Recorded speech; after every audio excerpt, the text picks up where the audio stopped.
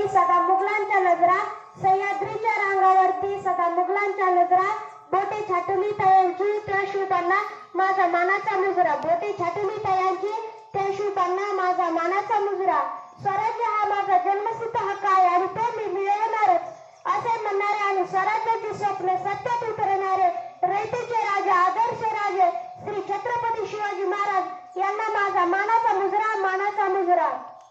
सन्माननीय व्यासपीठ, व्यासपीठावरील मान्यवर, वंदनीय गुरुजन वर्ग व येथे उपस्थित माझ्या मित्रमैत्रिणींनो, प्रथम तुम्हा सर्वांना शिवजयंतीच्या खूप खूप शुभेच्छा.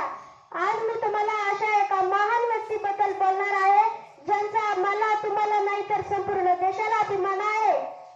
मित्रांनो, 350 वर्षापूर्वी आपल्या महाराष्ट्र भूमीला एक कर्तृत्ववान वीरपुत्र मिळाला ज्याने आपल्या स्वतःच्या पराक्रमाने, शौर्याने, धाडसाने आणि जिद्दीने होत्याचं नव्हतं आणि नव्हत्याचं होतं करून मुठभर मावळ्यांच्या जोरावर महाराष्ट्र भूमीवर भगवा फडकला.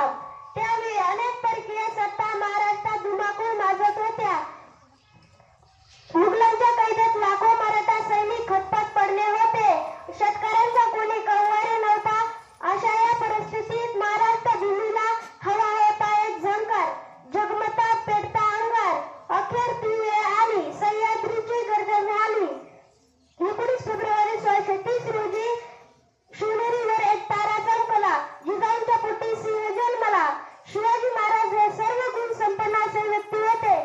काळ्याकुट्ट अंधारात आपली दिशा ठरवून वार काढत, कितीही संकटे आली तरी डगमगून न जाता शिताफीने मात करत आपल्या सहकाऱ्यांच्या मदतीने बलाढ्य शत्रूंशी लढा देत एका वीर पुत्राने गनिमी नाकारत स्वराज्य निर्माण केले.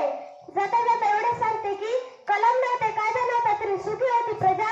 कलम नव्हते, कायदा नव्हता तरी सुखी होती प्रजा. कारण सिंहासनावर होता माझा छत्रपती शिवाजी राजा. कारण सिंहासनावर